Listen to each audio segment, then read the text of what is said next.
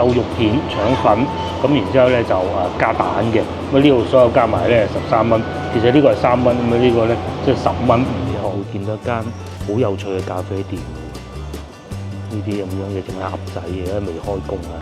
肉色呢度仲勁啊，大網門啊，永利哥嗰啲版圖啊，佢餐廳我喺呢度開咗好長一段時間㗎啦，佢應該有埋早茶添，睇唔睇到？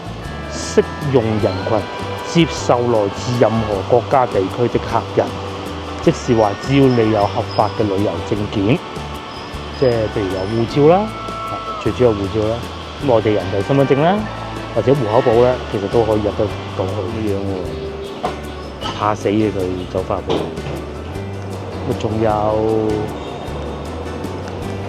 鯇魚蒸鯇魚48蚊一條，蒜蓉開邊克，果然好吸引啊！3人餐168，4至5人餐188，咁又唔貴喎。仲有啲辣菜啊，大排檔都係咁噶啦嚇。勝瓜雞雜都有，又或者雞，哇！蒜蓉乳鴿係咪未食過咧？香骨生腸呢啲就係大排檔。大排檔咧入晒鋪頭。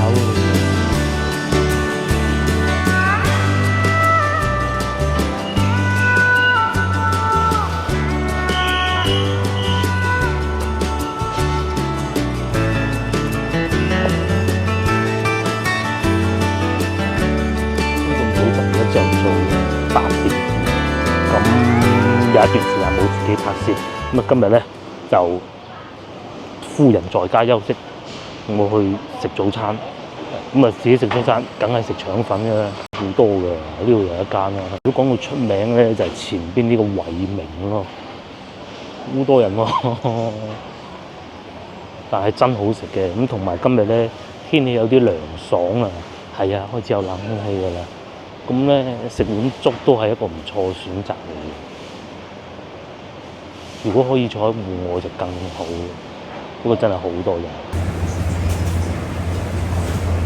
我早餐到咗啦，經過多方考慮咧，都係呢個好過食粥啦。粥呢啲嘢咧遲啲先啦。咁我要咗個腸粉，呢個係肉片啊，瘦肉片、腸粉，咁然之後咧就加蛋嘅。咁呢度所有加埋咧13蚊，其實呢個係3蚊，咁呢個咧即係10蚊5毫。周人食早餐咧就係咁噶啦，無非幾樣嘢，腸粉快啊嘛，一唔係喺屋企煮，而家懶，好少喺屋企煮㗎。咁出街行過食到仲好啦，咁啊又唔會話太過唔乾淨啊，咁啊冇呢啲嘢。咁或者行過買個包啊咁咯，瞓晏啲好過啊嘛。上次嚟咧，我嚟呢度啊冇食肉片腸，因為其實佢呢度寫錯，我認為佢唔應該叫肉片腸，應該肉碎嚟嘅呢個係，但唔係好多啊。呢度見到啦，都係肉片嚟嘅。其實我唔係好中意肉片，我中意肉碎多啲嘅。咁但係食起身都係有肉味同埋葱味咯。呢度呢度有鮮蝦腸粉以及係蝦米腸粉啊，都係好值得一試嘅。蝦米腸粉好好食嘅。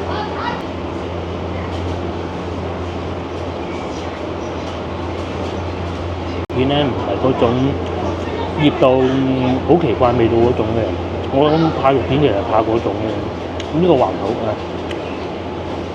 肉碎咧有個唔好嘅事情咧，就係會溝咗好多不明物體入去啊，你唔知嘅。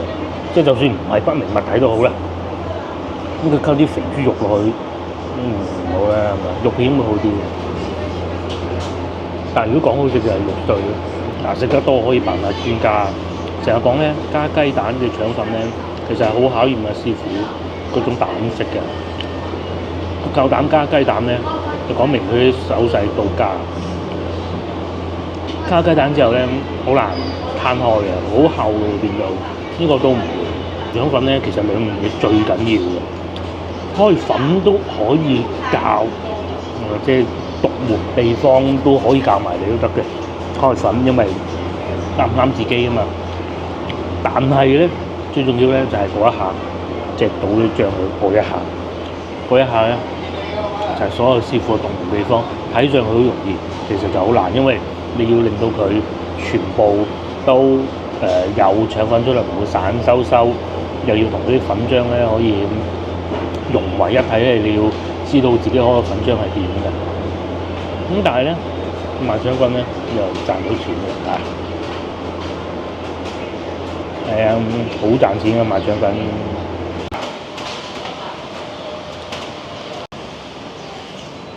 我有食飽飽，幾好啊！而且呢個環境好舒服，嗰啲社區樹又夠多，就算坐喺路邊食咧，都係好舒服嘅，即係唔係話嗰種逼逼夾夾啊、烏煙瘴氣啊嗰啲感覺啦。阿飽又帶大家喺附近行下，咁呢度其實係好近陳家祠㗎。你如果識行嘅話咧，好快就可以行到陳家祠。至於呢度嘅社區咧，叫金花街社區。咁啊，大家可能好似聽過，但係又未聽過呢個名喎。究竟係咩地方咧？咁應該以前咧都有金花廟嘅。咁咧，但係金花廟咧就梗係拆咗㗎啦，所以咧就叫金花街。呢度好多西關美食嘅，又有牛雜啦、浮皮豬肉多，一啲都唔貴嘅。咧仲有個食，即係我係好唔中意食嘅雞雜啊！喺後邊街先頭食嘢，行前少少就當食雞雜嘅，好出名嘅，甚至乎可以講係成個大灣區最好食啊！即係我未食過，我唔知人哋講嘅嘢嚇，都不足為奇。至少佢名聲係好響嘅，同埋唔貴嘅咯。即係只不過雞雜係我冇任何一個地方中意食嘅，係冇咁啊，所以又唔喜歡啊。老婆都唔係好中意食嘅啫，所以冇去過。咧就係一啲舊社區啊，係一件居民屋啦嚇。前面就學校，咁啊廣州市第4中學，如果我冇記錯嘅話，都係80、90年代落成咧，應該有9層樓咯喎，高過9層嘅喎。行下你又會見到一間好有趣嘅咖啡店嘅喎，呢啲咁樣嘅隻鴨仔嘅未開工啊，肉食主義。佢應該係賣咖啡，但係因為呢啲老闆好開心啊，唔知幾時先開工。對面又有糖水啦，呢啲應該係啲小食店嚟嘅。盧迪街呢度叫做，呢度一行翻出去，其實外邊咧就已經係中山6與中山7嘅交界啦，都中山7路㗎啦。再行前啲係中山8路，好多小食店。因為點解咧？喺學校旁邊啊，一定係好多小食店。好似嗱呢度有胡椒豬肚湯，哇！早餐已經食呢個好喎，或者呢個有牛肉餅啦，呢啲係啲學校門口咧，啲同學仔中午出嚟買啲小食食嘅，又有一個貓咪咖啡店嚟嘅，8點鐘開門咯。呢度仲勁澳門咖喱檔添。小學旁邊就係咁啦，唔係小學係中學嚟嘅呢個。野番茄麵包，真係有隻貓喺門口喎，好醒目咁喎。佢可能就喺呢度住。7點鐘出到嚟已經佢伸咗半隻貓頭出嚟，喺裏邊涼冷氣，好惡咁樣喎，怕死嘅佢走返去。至於呢邊咧就廣州市第4中學。廣州間唔錯嘅學校嚟嘅，喺荔灣區之中都算幾好。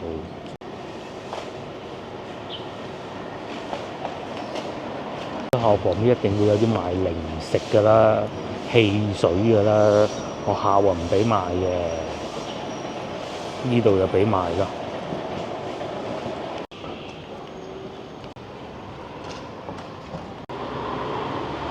佢係啱啱開業嘅88字，一朝頭早梗係唔開門迎客㗎啦。咁但係遺憾少少，佢對面係垃圾站咯。咁再行前啲咧，仲好有趣，係有一個教堂啊，即係行前少少嗰度，帶大家睇下更多咖啡店。呢個係賣杯㗎，應該係。咁再嚟仲有越南菜都有，生熟牛肉撈檬意。咁呢個係飲咖啡嘅，但係裏邊唔似飲咖啡咯。同埋仲有壽司，以及呢個係食越南冬陰功，好有趣嘅呢個鋪頭，啲小食店。終於嚟有古廟，我之後仲話金花古廟冇咗，明明我查資料話係嘅喎，不過呢個叫豆老古廟，咁係咪咧？我就真係唔知啊！以我嘅水平，冇錯，佢仲好有趣嘅，佢就喺一個基督教堂隔離㗎。嗱，左邊咧就係應該道教啦，我估下。右邊咧就係基督教，係黐埋一齊嘅。廣州就係一個咁嘅地方嚟嘅，即係佢係會好多唔同啊，即係多元嘅文化融合埋一齊。呢度已經算少嘅，嚟到又睇下附近樓價啦。二手樓買賣，哇，200幾萬喎！西華路和安街，咁近我哋之後食嘅金花直街租3000蚊個月，6樓行上去應該係冇電梯嘅，乜都齊晒，40平方要租3000蚊一個月啊！咁之前有觀眾問過嘅，究竟租屋係點啊？咁啊大概呢個價錢啦。我認為你如果唔怕太舊嘅，梗係租翻啲老城區，一落嚟就識啦，係咪？咁啊醫院附近亦都齊全，咁但係硬上6樓係好攞命㗎。嗰啲原裝電梯係咪？麗康大廈4500，咁啊貴少少。如果你話買嘅話，上邊你有中山7路啦，5層樓嘅屋，3樓2房1廳，樓高4米，90萬啫。有啲仲要55萬啊單間，點解會單間嘅咧？真係唔知。即係賣屋都可以劏，難講。要金花直街，咁佢有加裝電梯嘅，好似呢啲咁樣，咪後期加裝嘅咯。咁其實我自己屋企都係住呢一種後期加裝電梯嘅，冇問題嘅冇問題嘅。蝴蝶街2200蚊一個月有加裝電梯。咁即係應該係先頭食腸粉嘅對面附近啦，家電齊。其實咧早幾日收到一個好有趣嘅留言，問我真係唔識答，我都唔敢亂答，我都未答過觀眾。佢問我，佢以前係廣州人，竟然仲會有廣州嘅身份證，但係咧佢有台灣嘅戶籍，我唔知點解啊，得唔得？我唔好考究佢，唔好考究佢得唔得先。佢話：究竟如果我翻嚟置業買屋嘅話，究竟係用台灣嘅身份好啊，定係內地嘅身份咧？咁我認為係會用台灣身份會好啲。如果可以嘅話，因為咧國家咧對港澳台同胞置業咧有好多優惠，尤其優惠咧係先俾你哋先嘅。以前仲會限購嘅時候咧，你哋買係唔限購嘅，即係唔限購買唔買一回事啊。另外按揭亦都係好多優惠嘅，因為其實你冇嘢，你間屋走唔到噶嘛，係咪先？冇嘢嘅，咁啊，所以好多優惠。我好認為會用翻台灣嘅身份好啲。咁至於點解佢可以做到咁咧？我真係唔知啦嚇。呢個唔係考究。花直街呢度有澳洲澳牛街喎，澳牛我一聽見你知好食啦，係嘛？佢呢個係僅限外帶，佢係賣牛肉嘅，但係佢寫大排檔，我真係唔知。即係佢右邊嗰個價錢咧係你買咗之後可以帶走，咁啊你又可以坐埋喺度食嘅。平時就5點鐘開工，咁嘅，你又可以隔離飲個涼茶啦，幾有趣呢條街。平時咧同老婆嚟呢度咧都係匆匆而過嘅。因為買餸快走咁樣拎住咁多嘢，又幾好行喎。不過你要識路咯。老實講，其實大概方向我估到嘅啫。我而家都唔係好認得條路，咁你可以想像得到啦嚇。即係我都嚟過，都不知多少次嘅西華路市場，但係都要望多2眼先行得翻出去咯。全部都係呢啲住宅樓嚟嘅，咁啊住得幾舒服嘅。買靚衣又買完餸咁啊，翻去煮條菜咁啊，中午又一餐啦。咁同埋咧呢啲五金店都好多。如果你話租屋又好，或者置咗業租出去又好，你起碼有五金店啦。五金店唔一定係隻貓嘅。不過好多咧都係有防盜網嘅，呢啲舊嘅屋咧係咁噶，冇辦法㗎嚇。即係有好多觀眾講：哎呀，會唔會好唔安全啊？咁你揀啦，係嘛？呢啲就有啲係冇，你係可以要求拆咗佢㗎。咁同埋咧，而家都少啲嘅，你應該入屋爆竊啊、盜機，仲有呢間下次可以試埋佢。兜轉轉又行翻嚟先頭，我哋食早餐嘅地方，咁啊都係啲舊社區啊，喺呢啲巷仔咁行入去咧，咁啊就喺咧你屋企樓下咯，係嘛？咁啊如果咧喜歡咧就開部電雞，好爽啊！真係我影片係成日講啊，開電雞如何，其實咧真係好爽嘅。當你如果開過，你就知道真係好爽嘅。但係就千祈唔好影響到人咯。但係好難唔影響到人嘅，係。咁你就會一步一步沉淪落去。你真係咧係可以，即係講句唔好聽啊，其實唔係啊，打跛對腳都唔使憂。即係就算你可能係身體有啲唔係好方便啊，我都見過開部電雞都去到好多地方，真係。咁買餸都得㗎喎，西朗市場，哇苦惱到咁，但係就開起身又好爽㗎，唔好影響到人咯。無論係做工啦，做生意拉下貨啦，又或者係買餸啦，咁你係真係可以行少好多路㗎。好似有叔叔咁樣，如果以前都唔想去咁遠，咁事實上有啲電雞佢又可以去遠啲喎。明明喺樓下嗰個市場買，今日唔係，今日我可以去遠啲買，咁呢啲係正面嘅，咁但係負面就都幾多咯。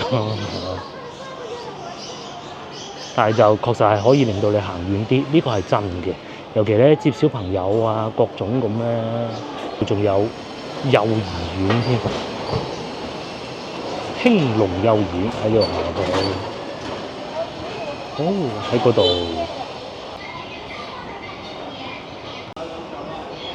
喺呢度啦。咁啊呢一檔咧就係隻黑色嘅貓咪嚟嘅，錦鴻雞雜湯啊！各位觀眾如果喜歡食雞雜嘅咧，一定唔可以錯過佢嘅小店嚟㗎。咁啊，老闆都係本地人嚟嘅啫，溝通得到嘅。隻貓都係怕死嘅喎，黑色嘅，幾肥添嗰種。至於對面呢度仲景啊，大網紅啊，永利哥嗰啲版圖啊，佢餐廳我喺呢度開咗好長一段時間㗎啦。佢應該有埋早茶添，新裝修幾好喎。齋燒鵝免費送，咁嘅，咁啊仲有飲茶啦。荔枝灣廳，下次有機會試下。外邊車來車往嘅咧就係中山七路啦，亦都帶大家附近行下睇下有啲咩好嘢食，行下平時同老婆唔多行嗰啲地方。咁通常咧，我哋咧行得最多咧就往右轉楊濤廣場。其實喺呢度往右轉一行過去咧，好近嘅啫，去楊濤廣場同埋陳家祠廣場係非常非常非常近。咁啊當然仲有荔灣路啦、龍津路各種嘅。咁今日咧就反其道而行啊，行左邊喺呢度過去。其實而家廣州市政府咧、交警咧、交通警察咧，都為咗電雞開咗好多路啊！佢哋係可以合法地咁樣喺呢度開㗎，咁啊少咗鏟上行人路㗎，呢個係真嘅嚇。但係咧，佢哋就好多時候中意去市場咯，入到去咁，同埋咧有啲人係唔好嘅，咁樣嘅種習慣係咪？咁你開4個轆嘅時候咧，睇見佢咧，因為點解我哋即係咁怕見到啲電雞？其實咧揸車嘅時候啊，其實咧因為法律嘅仲未夠嘅覆蓋得到啊，咁咧佢撞埋呢度咧係你要賠錢嘅個喎。咁呢樣係真係唔好，首先撞到人都唔好啦，係嘛？第二嗱咁你跌咗個落嚟咁樣，我都唔知點收科，明明係佢嘅錯，但係其實要我去承擔呢個後果啊！唔好講責任先，咁你係好厭惡㗎。咁啊揩到佢，自己嘅車花咗，佢走咗去。哎呀，你揾唔到佢嘅噃？係啊，你點揾得到佢啊？係咪？個古仔啊，早幾日咧咁啊打颱風啊，喺珠海好勁啊嚇！咁斗門咧有位男士，64歲的男士，咁開住佢架靚車，嗰架車咧就涉水都冇事嘅，咁喺條街度巡嚟巡去喎，話好似遊街咁喎。哇好威水啊嚇！然之後咧，因為佢啲水好高啊，咁啊佢行過嘅時候咪有啲水流嘅，咁啊撞咗落去人哋嗰啲玻璃鋪頭啲玻璃嗰度啊，咁咪爛晒玻璃，咁佢啲商戶咪報警咯，因為真係捉到人嘅喎，因為揸車係捉到人㗎。點解咧？你冇辦法保證一定捉得到嘅，咩都冇嗱，你點知呢個係咪？如果佢戴埋口罩添，你根本冇辦法㗎。所以咪要小心咯。咁好啦，我哋講翻美食啊。中山七路咧就美食多，呢度又有一個水煮魚未夠鐘開工，脆肉鯇，咁仲有後邊呢個大蠔城都好出名嘅，只不過而家越嚟越多咁啊，比下去了嘅啫。呢一個大蠔城夜宵，古法乾蒸不加一滴水，佢好早已經咁做嘅。然之後要支啤酒仔買2送1咁，嚟到廣州啊要試下呢個珠江啤酒啊！啲市中心燒烤，不過其實市中心都係電爐多嘅啦。青口魚貝。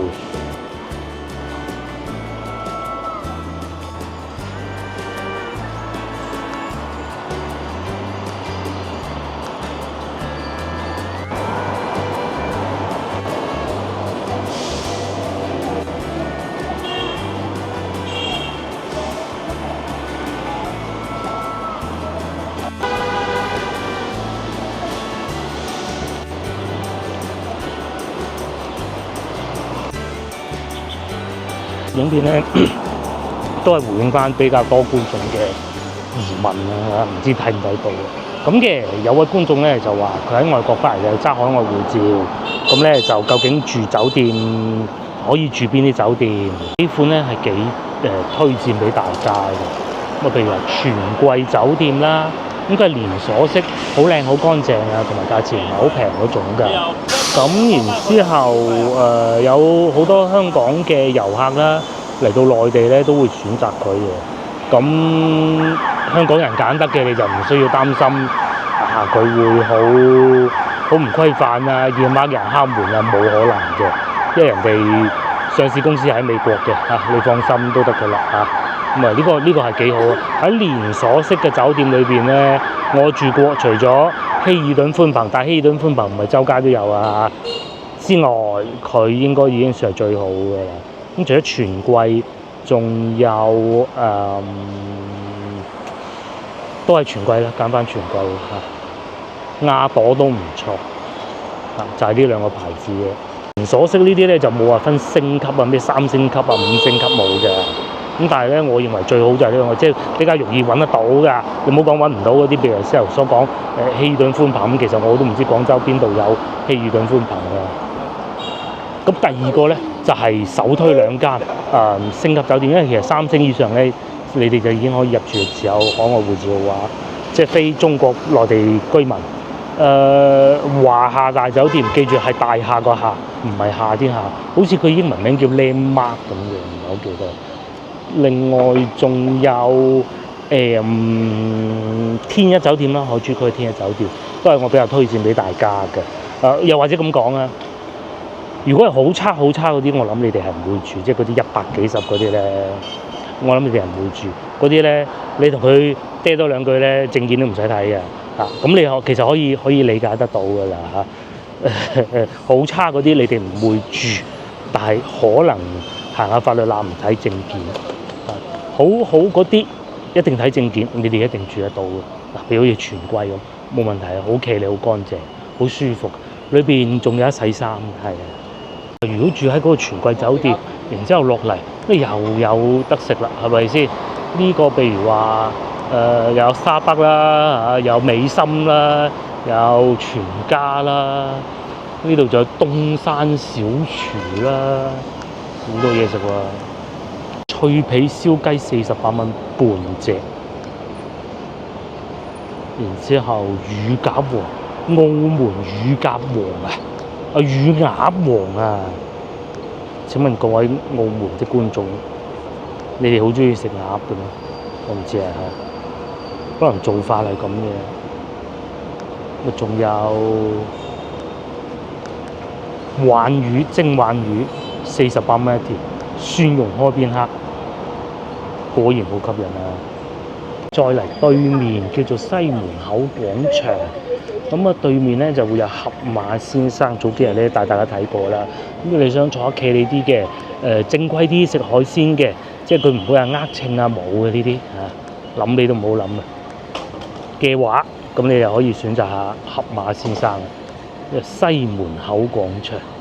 咁啊仲有你哋好中意嘅咖啡店啦。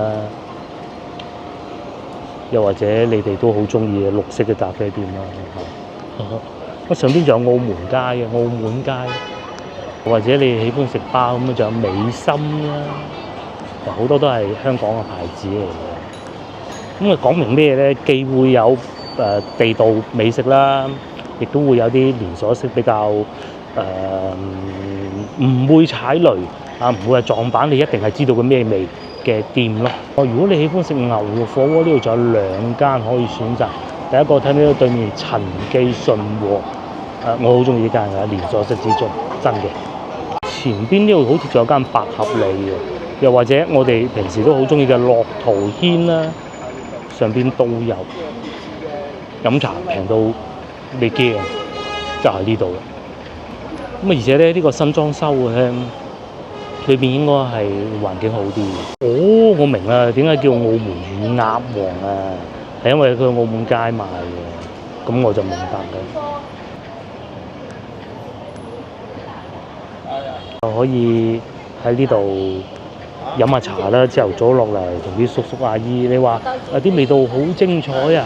唔會㗎，但係咧就地道味道咯。平時我哋成日去嗰啲茶樓感受下都好啊嘛。咁另外仲有呢度有間深圳都好出名嘅百合利牛肉火鍋，同埋你又可以試下瑞幸咖啡。上次同個老婆飲完嗰個咖啡之後咧，佢成日追住問邊度仲有特價嘢飲，特價咖啡飲。瑞幸最多，日日都特價。佢係用一種咩形式咧？我話俾大家聽。首先咧就係賣咖啡咧，一定係賺到錢嘅，利錢好高嘅。如果唔係佢都唔會咁樣做啦。咁佢係點嘅咧？佢係會譬如話，我今日買咗大杯，佢送好多優惠券嘅。買完之後咧，咁又話聽日新店開張，又送優惠券俾你，又話想你翻嚟，又話送張優惠券俾你。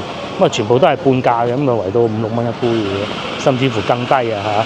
所以咧，好多人去飲。呢度仲有省城瀨粉喎，同埋你仲有港式茶餐廳。哦，呢度翠林冰廳，我都聽講過佢嘅大名。另外咧，之前都有觀眾講過，喂，內地點解可以寫繁體字？可以㗎啦，即係其實你唔會令到個社會有咩唔好影響㗎嘛。第一，第二都係做生意啫。第三，點解以前咧要有簡體字咧？冇文化啊嘛，以前文盲啊嘛，依家梗係唔會啦。所以係俾寫啦。咁但係你話如果正式嘅文書裏邊咧都不能夠嘅啊，但係招牌係可以㗎啦，至少廣州可以啦。省城瀨粉，咁啊接落嚟行下呢度啦，我哋不如呢度行緊呢個光復路啊，係啊，光復路嘅名好出名啊，大家可能聽過。咁咧佢哋真係個意思咧就係光復我哋漢人河山咁解嘅嚇。咁文化大革命嗰陣咧就改過第二個名嘅，但我唔記得咗係咩名啦。咁啊呢啲係呢啲係民國時候起出嚟嘅名嚟㗎嚇。光復路，咁大家如果熟悉嘅話就知道啊。光復路咧其實一路往北行咧，你係可以去到上下九步行街嗰邊嘅光復北路啊嘛。咁啊，仲有又介紹下美食同埋住酒店啦。呢個咧其實離地鐵站唔係太遠㗎嚇，怡致酒店咁嘅消防局隔離，仲有東湖酒樓添喎上邊。嗱，翻到去老城區係咪多好嘢食啊？呢度唔止啊，後邊仲有好多。再平價少少希樂酒店，咁你事前你係可以搞清楚，外國人能唔能夠入住得到？教大家個方法點樣知道啊？中文字如果你都仲識嘅話啊，就打開美團呢個 app，咁咧你就揾翻嗰間酒店出嚟，譬如話我試鬼蛋揀一間啦，係嘛？譬如話呢一個咁宜上係咪？咁咧佢呢度有一間嘅酒店政策嗱，喺呢一個版面咧，佢有一間嘅，睇唔睇到？咁佢哋慢慢睇一次咧，佢就可以寫乜嘢可以入住，睇唔睇到？適用人群接受來自任何國家地區的客人，即是話只要你有合法嘅旅遊證件，即係譬如話護照啦，最主要護照啦，內地人就身份證啦，或者戶口簿咧，其實都可以入得到去。戶口簿應該唔得，因為上邊冇相。但係如果內地嘅護照都係可以入住，係啊，護照同身份證係同功效嘅，因為上邊有相嘅。翻到嚟你係可以慢慢行下啲街道，因為點解今日拍呢一集咧？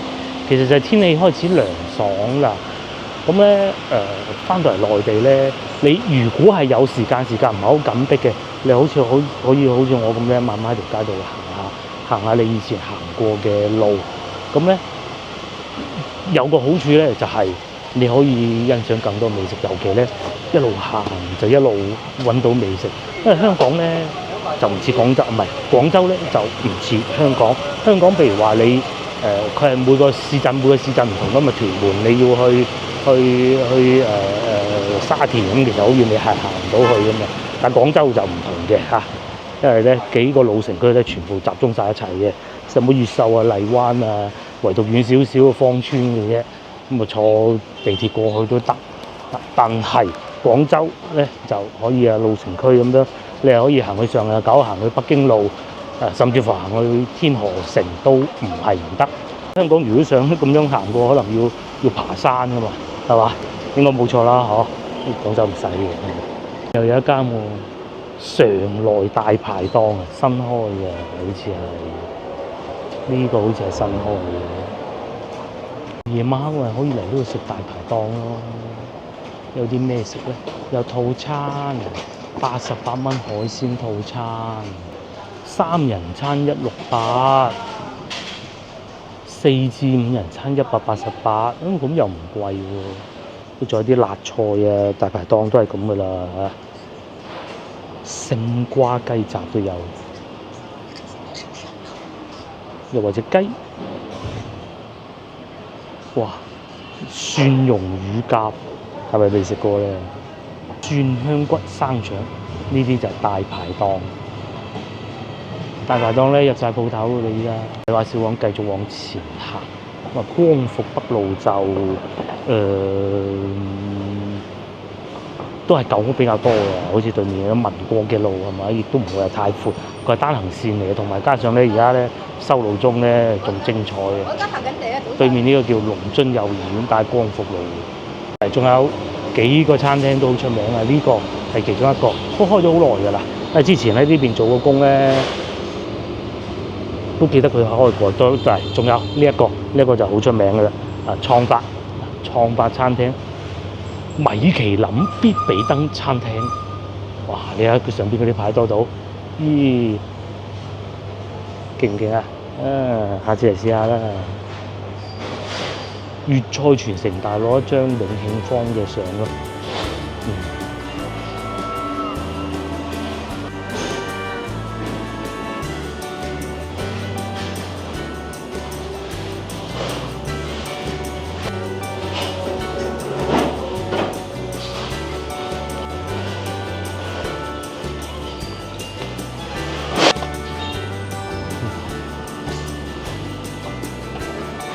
有隻咁得意嘅貓先，泰國混血貓。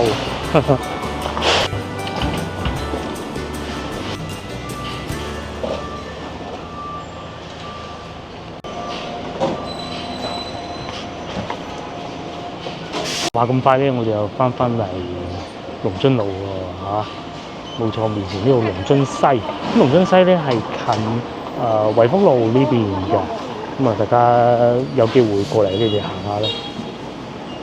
騎樓街居多嘅咁啊，其實我好少行呢邊，通常咧我哋行龍津路咧都係龍津東路、龍津中路會比較多嘅，呢一段係會少啲嘅。龍津路其實係好長嘅。掛滿國旗喎，因為咧已經係差唔多到國慶節啦、中秋節啦，今年過節咧係連埋一齊。講觀眾可能係知咩回事啦。因為嗱個國慶節係10月1號啦，咁啊每年都係10月1號啊，唔會變嘅。咁但係咧中秋節咧跟農曆㗎嘛，更正下，呢度係龍津東嚇，呢度龍津東路 OK。咁國慶節咧固定中秋節就不固定的，咁所以咧今年咧國慶節假期咧同中秋節假期咧就重疊咗。今年中秋節好似係6號，如果我冇記錯嘅話，唔知5號定6號啦。咁就會再放多一日假咯，然之後調休啊，亂晒龍嗰種，好精彩嘅。不過就可以去好多地方，如果有啲後生嘅話咧，請多1日假咁大把咧。琴日坐地鐵聽見啦，後生話：我要開車去新疆，開車去新疆啊嚇 ，OK， 開車去新疆喎。咁開幾多日咧？後生頂得順嘅，坐飛機坐5個鐘，開車咪開2日。係啊，啲後生中意咁玩。終於又翻到嚟人民路，咪見到上邊條高架橋為之。咦，我哋翻嚟人民路啊！其實再往前行咧，就已經係惠福路㗎啦。不過咧呢排修路，你睇下已經封住咗，連巴士都唔行㗎啦。6號車啊嗰啲咧唔行㗎啦已經。咁都係咁㗎啦嚇。廣州修補又一年，現前呢度就人民路，呢度應該算冇錯人民中路。我記得前邊都有個餐廳好出名嘅。唔知係咪呢一格啦嚇？叫做孖記大排檔，應該冇記錯啦嚇，冇錯就喺前邊啦。咗嘅，可能我記錯位置啦。應該係啊，呢個位置呢度點會咁遠冇啊？呢度排檔又係嗰啲後生坐低食個小菜啊，飲杯嘢啊，打下躉吹下水啊嗰種咁嘅。咁啊唔算話勁平，但係簡單咯，係啊，唔貴咯，分量唔算大，價錢就一定係平嗰種嚟嘅。有機會翻嚟試下。以前咧開惠福路㗎，米市路啊，咁啊分咗幾個嘅，喺唔同嘅地方都有開嘅。我哋之前嚟過食過㗎啦，都幾有本地氣氛，唔係嗰啲辣咯，就算係辣嘅都係廣東嗰啲辣，即係掟2片辣椒啊當數嗰種咧嚇。你行完一啲舊嘅街道，你又可以翻嚟人民路啦。咁啊先頭咧亦都講過，咦廣州都好多宗教場所，即係寺廟啊、道觀啊、教堂啊咁嘅。咁對面又會有一個㗎。越秀區係好多㗎，因為點解咧？以前越秀區咧老城區好多外國商人啊，唔同國家嘅商人嚟到廣州揾食㗎，咁啊佢哋都要將佢嘅生活帶過嚟，咁要祭祀㗎嘛，要拜神㗎嘛嚇。不過對面有一個喺斜對面嗰度，冇錯就係對面啦。咁喺廣州咧，但凡有啲規模嘅教堂咧，佢都係用呢種形式咧，就係紅牆綠瓦。相信咧喺其他地方唔多見嘅，呢度就係啦。呢個應該係基督教石安堂，如果我冇記錯嘅話，冇錯啦，嗰度寫住啦嚇，應該係基督教啦嚇。其實我真係唔識嘅。係啊，紅牆綠瓦，就算你唔係話要入去行禮咁都好啦嚇，你可以門口睇下㗎嘛，可以㗎，冇問題嘅。如果你喜歡咧行過啲咧，仲有好多唔同嘅選擇嘅，石室教堂啦，喺呢度坐地鐵去唔係好遠嘅啫。又或者石室教堂天主教啦，又或者行到去光孝路、光塔路，你聽啲名就知啊。咁又有佛教啦、道教啦，同埋伊斯蘭教啦，都有好多。光塔就係啦嚇，咁行過隔離街好近嘅。嗱好啦，今集影片唔講咁多住啦，我都係時候要翻去先啦嚇。下集見，拜拜。有機會大家翻嚟廣州玩，開始冇咁熱嘅啦，不過咧而家又開始熱啦，9點41分。下集見，拜拜。